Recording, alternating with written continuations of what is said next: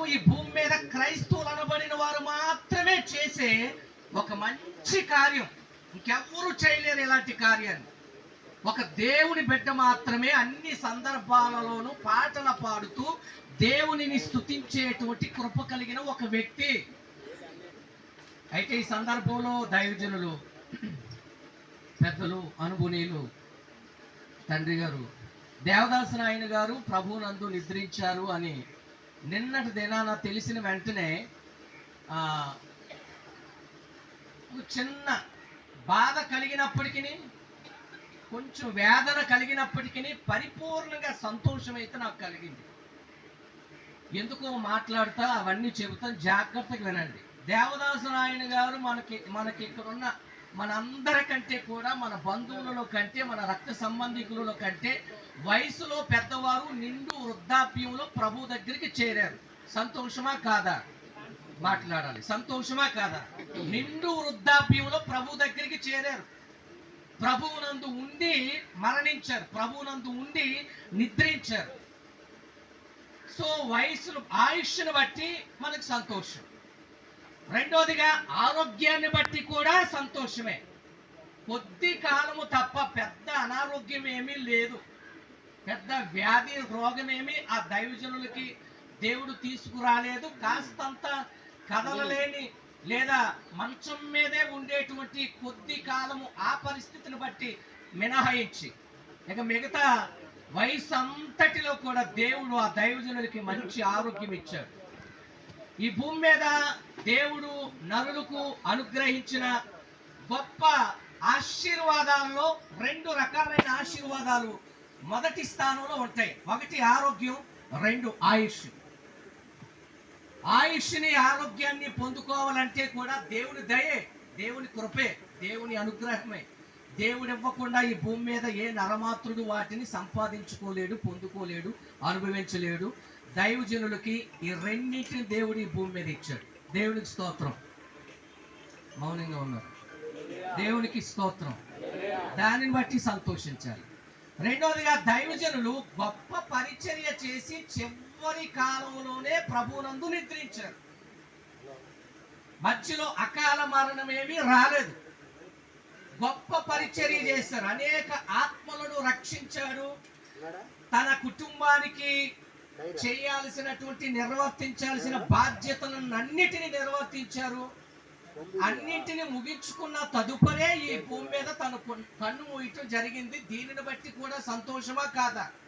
కుమారులను, కుమార్తెను, మనవళ్ళను, మనవరాళ్ళను, కుటుంబ బాధ్యతలను అన్నిటినీ కూడా చక్కగా నిర్వర్తించటం మాత్రమే కాకుండా సేవకు సంబంధించిన విషయాలను కూడా ఎంతో చక్కగా, బాధ్యతగా, భయభక్తులతో రాజీ పడకుండా నిర్వర్తించి తన యాత్రను ముగించాడు. తన పోరాటాన్ని చక్కగా చేసి విజయాన్ని పొందుకొని ప్రభు దగ్గరికి చేరారు. దీనిని బట్టి మనం సంతోషించాలా వద్దా? మీరు ప్రతిదానికి అవునో కాదో చెప్పాలి.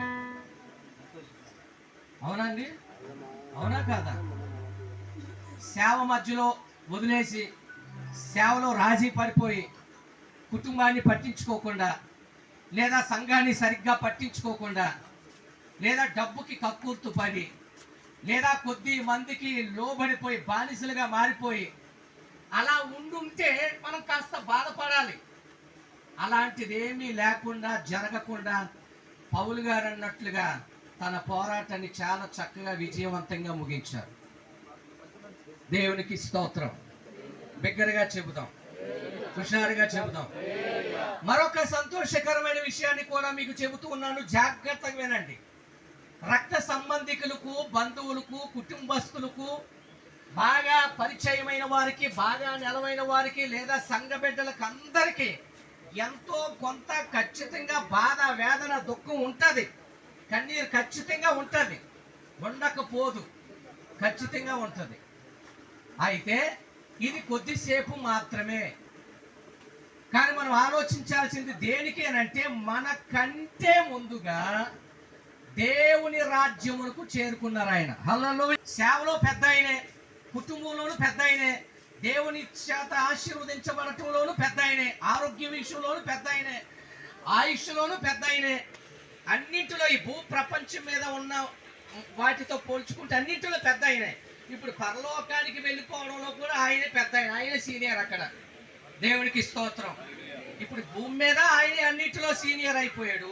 ఇప్పుడు పరలోకంలో కూడా ఏమై ఉంటారు మనం వెళ్ళేటప్పటికి? అక్కడ ఆల్రెడీ అక్కడే ఉంటారు ఆయన. అంటే మనకంటే ముందుగా వెళ్ళిపోయిన దానిని బట్టి అక్కడ పరలోకపు రాజ్యమును పొందుకున్న ఆ యొక్క సీనియారిటీని బట్టి మనకి ఇప్పుడు సంతోషం కలగాల, బాధ కలగాల?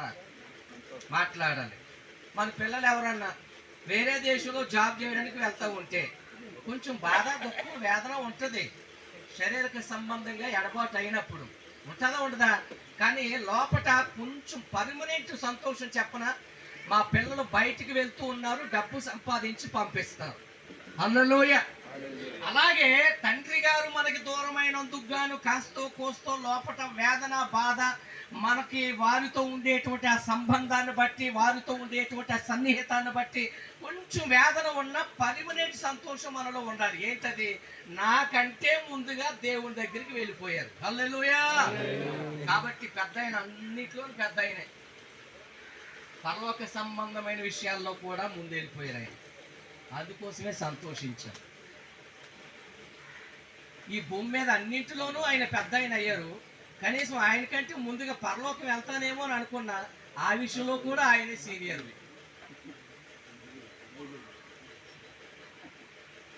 ఆ విషయంలో మనం ఆలోచన చేస్తే మనం చాలా దుఃఖపడాలి, బాధపడాలి. మనం ఇంకా ఈ పాపపు లోకంలోనే ఉన్నాం. ఆయన దైవ లోకానికి వెళ్ళిపోయారు. దేవునికి మహిమ కలుగును గాక. దేవుని యొద్దకు వెళ్ళినందుకు గాను మనం సంతోషించాలి ఖచ్చితంగా. బాధపడకూడదు, దుఃఖపడకూడదు. ఆ భాగ్యం మనకు రాలేదే అన్న ఆ కోణంలో వేదన ఉండాలి. కాబట్టి ప్రియమైన వారులారా, మనం అందరము కూడా ఆ పెద్ద ఆయన నడిచిన దారిలో, ఆ పెద్ద ఆయన వెళ్ళిన దారిలో, పెద్ద ఆయన అనుసరించిన ఆధ్యాత్మిక విషయాలు కొన్ని ఉన్నాయి కదా, వాటన్నిటిని మనం కూడా అనుసరించి మనం కూడా అలాంటి దీవెనకరమైన వ్యక్తులుగా మారిపోదాం. కుటుంబం విషయంలో ఫెయిల్యూర్ కాలేదు, ఆధ్యాత్మిక విషయాల్లో ఫెయిల్యూర్ కాలేదు ఆయన, సంఘం విషయంలో, సేవ విషయంలో ఫెయిల్యూర్ కాలేదు.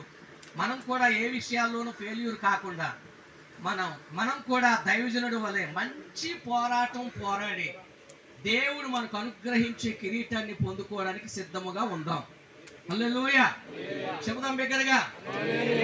ప్రియులారా, దైవజనులు ఈ మాటలు మీకు తెలుసు అనుకుంటారు. కేవలము స్థానం మాత్రమే మారారు, స్థలం మాత్రమే మారారు. భూలోకం నుండి పరలోకమునకు షిఫ్ట్ అయ్యారంతే. రేపు మరలా మనం ఆయనను చూడబోతూ ఉన్నాం. నమ్మకం, విశ్వాసం కలిగిన వాళ్ళు ఆమేనని చెప్పండి.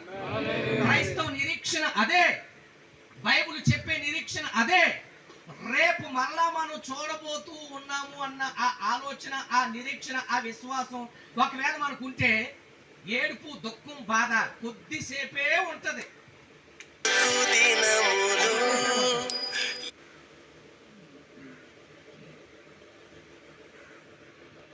పాత ఇప్పుడున్న ఇల్లు కాకుండా పాత ఇల్లు ఉండేది.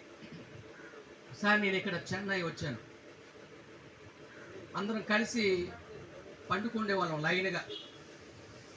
ఒక్కోసారి నాయనే